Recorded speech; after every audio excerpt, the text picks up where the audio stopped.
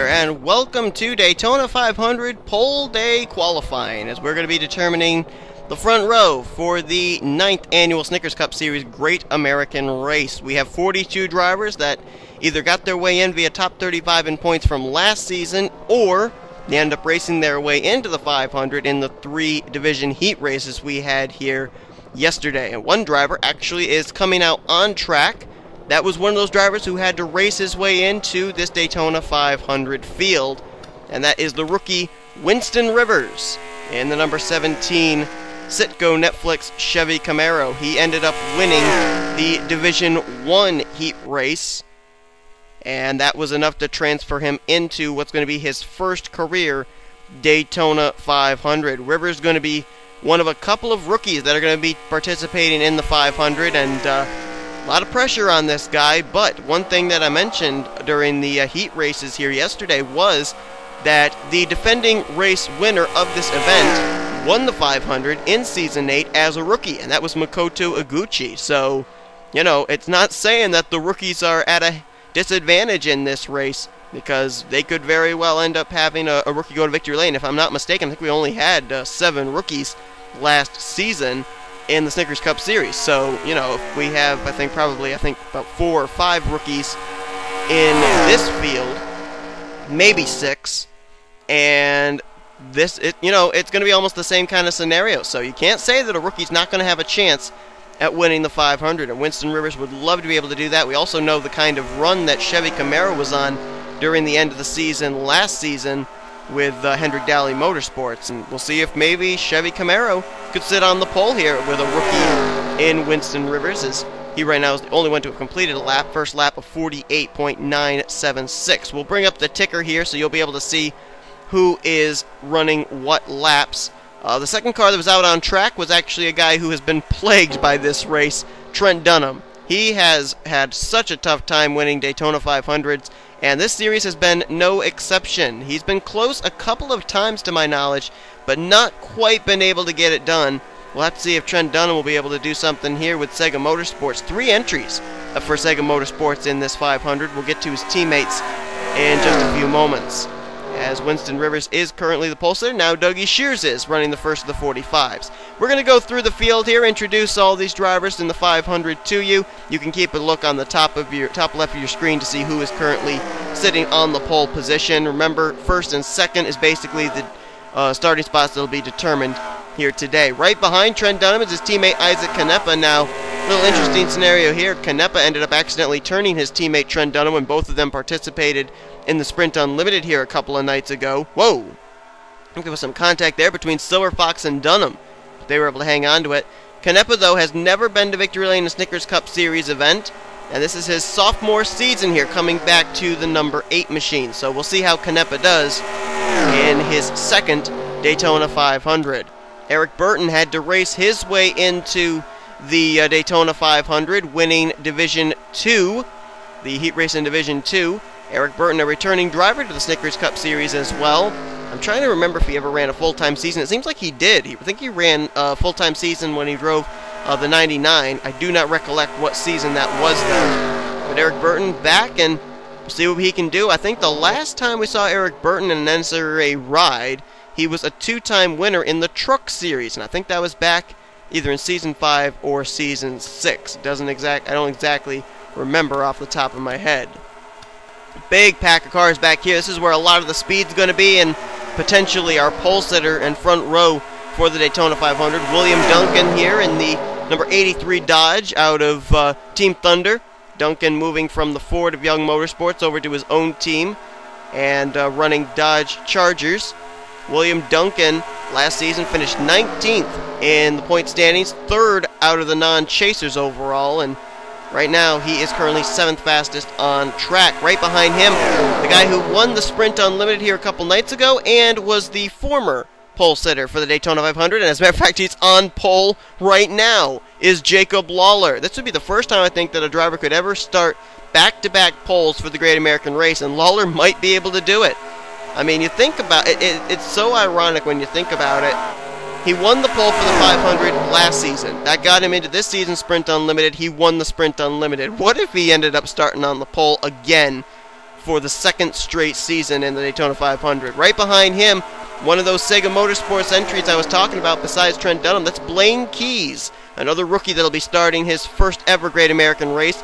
Blaine Keys ended up winning Division 3 heat race and ended up making his way in. So 3 entries, Canepa, Blaine Keys, and Trent Dunham will be in the 500. Right back here is James Qualls, back in the number 70, but moving over to a Ford this season, and no longer running for ML Racing. It's now Sanford Racing. So the number 70, sponsored by, I believe it's Galish, is the sponsor on that machine, as this is a big pack of cars right now. Whoa, look out! Trent Dunham just turned Michael Norman up into the wall, and that's going to mean that Michael Norman's going to more than likely have to go to a backup car for the Gatorade Duels.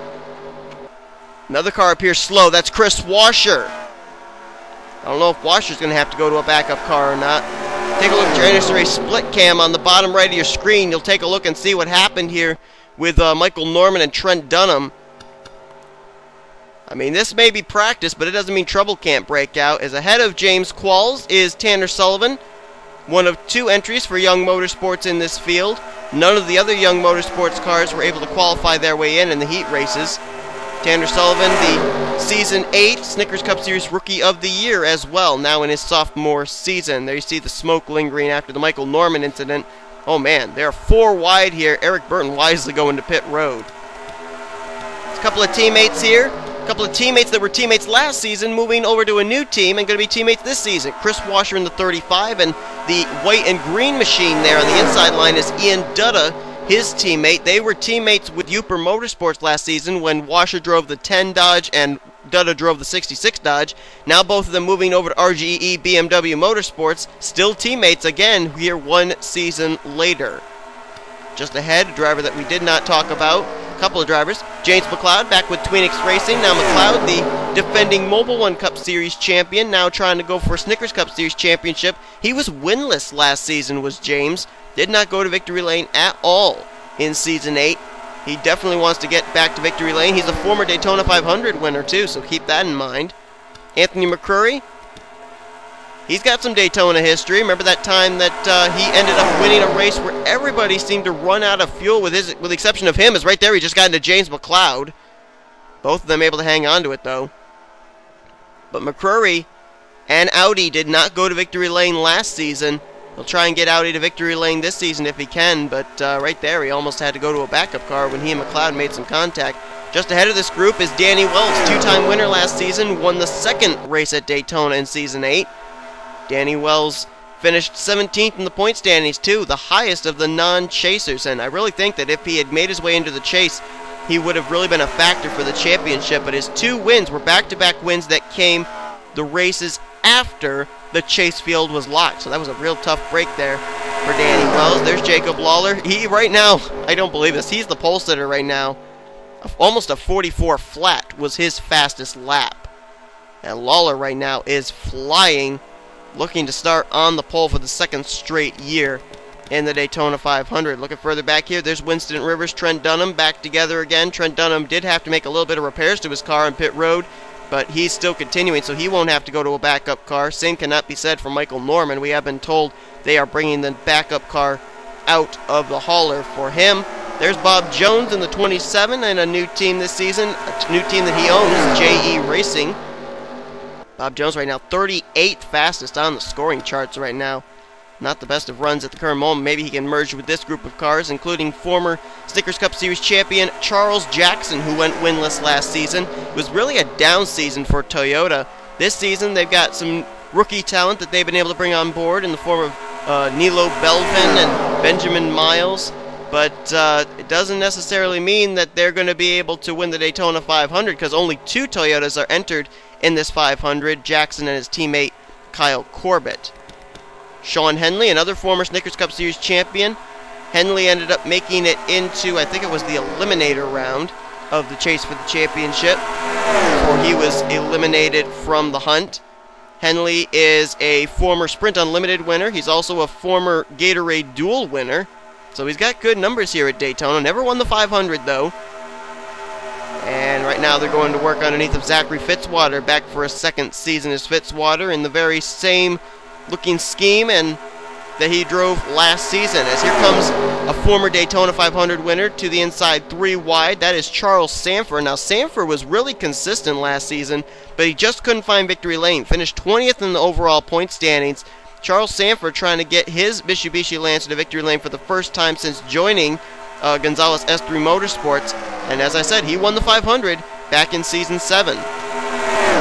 Another driver who actually didn't go to victory lane last season but was very consistent was Harrison Langford. Now, his finishes kind of dropped off near the end of the season. He ended up finishing 25th in overall points, but during the regular season, he was actually one of the higher drivers in the points consistently.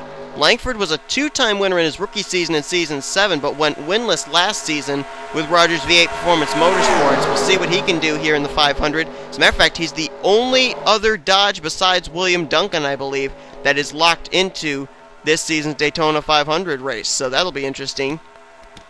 Jessica Shelton just moved to the front of this pack. Now she's about to get passed by Charles Jackson. Shelton moving over to a new team this season, the owner of Retro Racing Enterprises.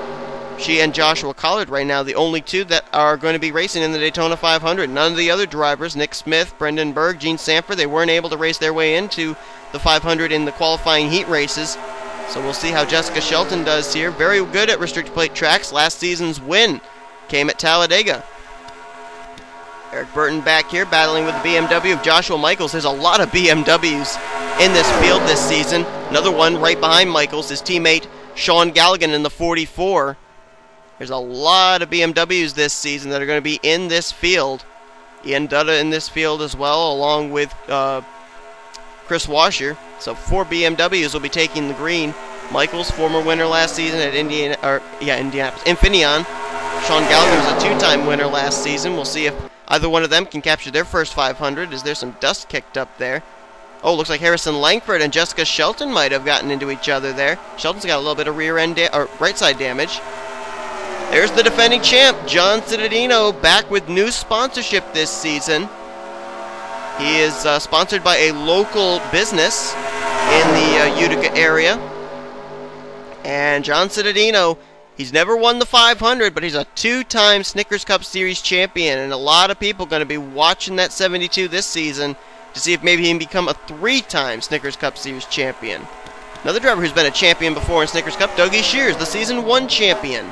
Right now 7th fastest on the scoring charts. Dougie Shears in a new team for Schwab Racing. We saw a little preview of him in the Sprint Unlimited, but he wrecked out rather early. Levi McIntyre was one of the final 4 in the hunt for the championship last season. Tried to get Ford its very first ever Snickers Cup Series championship, but just couldn't quite do it.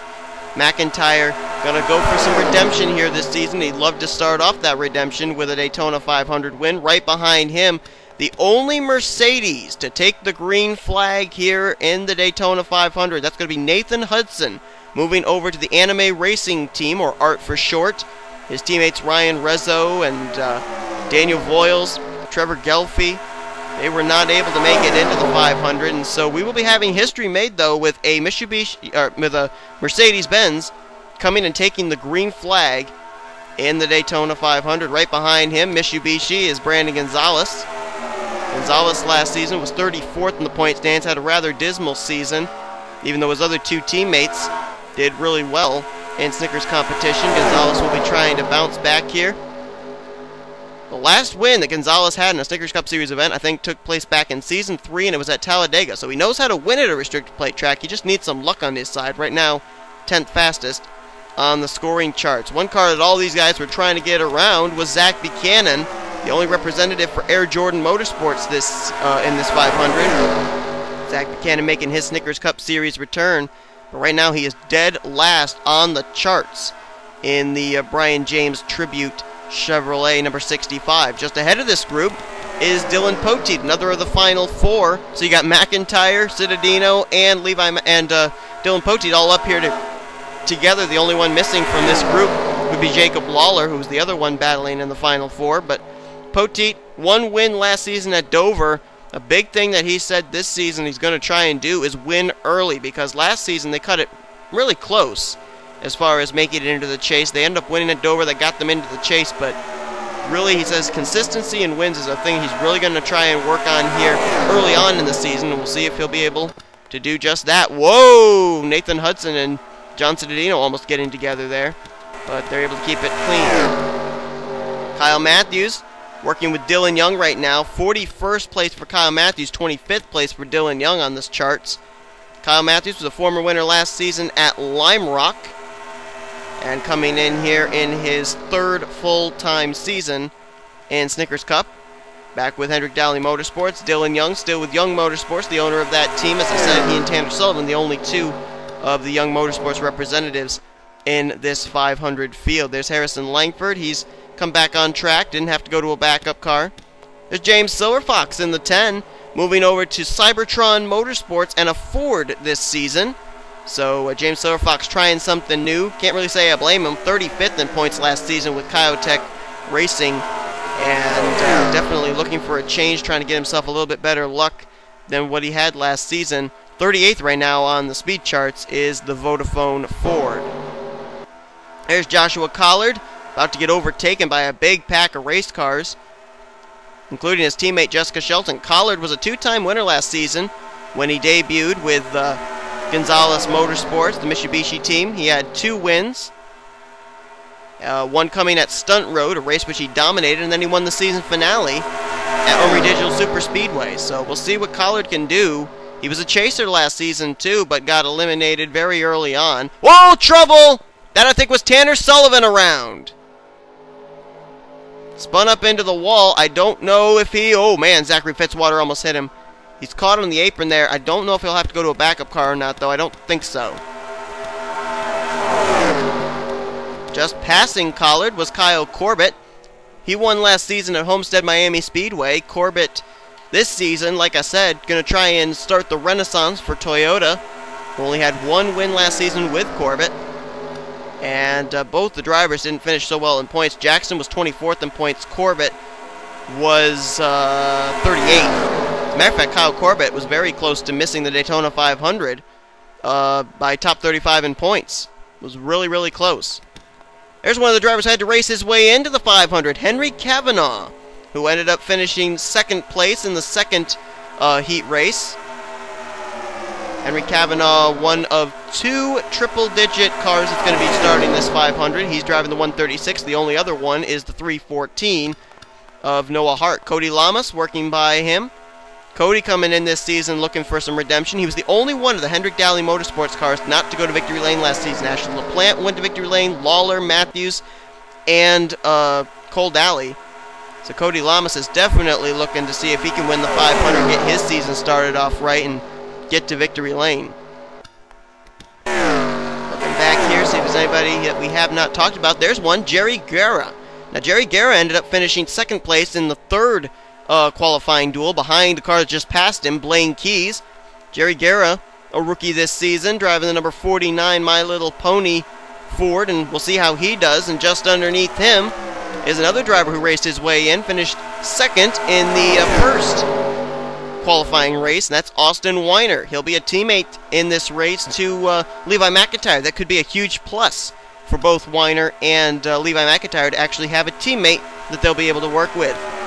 The other triple-digit car they said that's in this field is Noah Hart. Now, he's a triple-digit car, but he's a decimal point in there as well. He's the 3.14, or the Pi-mobile. Moving over to Fuel Brothers Racing. Noah Hart driving the 3.14. First time we've ever had that before. Oh, look out! He just got hit by Chris Washer, who got spun. Kyle Corbett is also spun on the back straightaway. And Jessica Shelton has also spun around. And her car wasn't even able to get fired up back up. I'm not sure. Noah Hart might not have to go to a backup car, too. Lawler's just coming off pit road. I think we've basically shown just about everybody in the Daytona 500 field. There's Cole Dowley. We haven't talked about him yet, though. Thornton winner last year, and oh boy, in a mess of trouble right now as they are racing pretty close right here around that 88 Mountain Dew Chevy Camaro. Here's William Duncan. One car going through the grass. That's James Silverfox, YOLOing it with about 3 seconds left. And I'm pretty certain we've covered everybody. Tanner Sullivan's able to continue. Charles Jackson's on the apron. And that is your current pole sitter, folks. For the second straight season, Jacob Lawler is going to start on the pole for the Daytona 500. And he's going to hold up a group of drivers here. We better keep an eye on this because we don't want anybody to have to go to a backup car here. Right now, I think we have 3 drivers that will have to go to backup cars for the Gatorade Duels. Jessica Shelton, Michael Norman, and Noah Hart. Oh! He spun it! So did Poteet, so did Henley, but if they don't wreck with anybody, they may not have to go to backup cars. Oh, he's coming back up on track. Oh, no. Don't end like this. The qualifying session cannot end like this. Please. Michaels continues on. I think Poteet got away. Henley got away. And Lawler teleported, I think. Okay. That would have been so weird if in the last few moments of this qualifying session, the pole sitter would have had to have gone to a backup car. Session is complete. And there it is. It's over. And the front row will consist of Jacob Lawler and James Qualls. So interesting front row for the Daytona 500. Lawler going to be starting on the pole for the second straight season, and James Qualls coming in with a new team, new manufacturer, produced a lot of speed here. Almost a 44 flat for Lawler and a 44.078 for James Qualls. So they will start on the pole positions for each of their respective duels.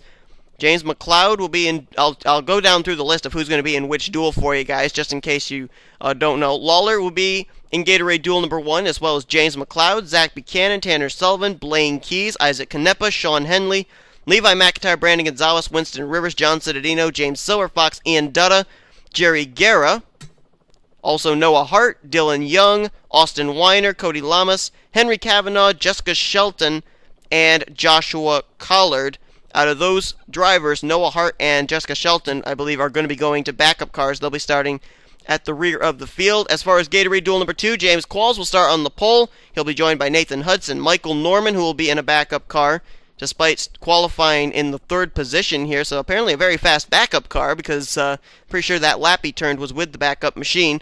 Dougie Shears will also be in Gatorade Duel number 2, along with William Duncan, Sean Galligan, Bob Jones, Joshua Michaels, Eric Burton, Anthony McCrory, Dylan Poteet, Charles Sanford, Harrison Langford, Zachary Fitzwater, Danny Wells, Trent Dunham, Chris Washer, Charles Jackson, Cole Daly, Kyle Corbett, and Kyle Matthews. So that's the drivers that'll be in either Gatorade Duel 1 or Gatorade Duel number 2. The key factor for Jacob Lawler and James Qualls in those Gatorade Duels will be to survive. If they end up having to go to backup cars, they won't start on the front row for the 500, and it could be basically the person that wins Gatorade Duel number 1 starting on the pole, and the person that wins Gatorade Duel number 2 starting on the outside of the front row. Hey, it's Daytona, anything can happen, but if Qualls and Lawler can at least survive and not have to go to backup cars, they'll start on the front row for the Daytona 500. Next up for us, folks, is going to be the Gatorade Duels from Daytona, where we'll be determining the rest of the starting lineup for the Daytona 500, the Great American Race here in Season 9. Hope you guys enjoyed this qualifying session. If you did, be sure to give this video a like, subscribe to become part of the crew today. You're taking a look here at your official qualifying results. I'll take and show you the bottom of it as well once more time. Be sure to follow the NNSCRA on social media, Facebook and Twitter. Links are in the description, as well as shown at the end of this video, as you've been watching a production of the NNSCRA, offline racing at its best.